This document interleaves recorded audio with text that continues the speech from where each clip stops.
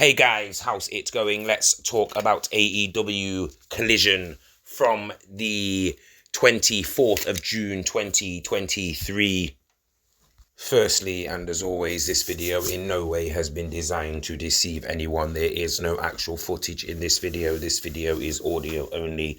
This video has been created to still photos only due to copyright issues.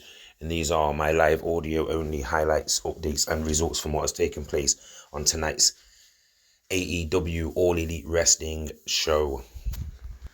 Welcome to Saturday Night Collision.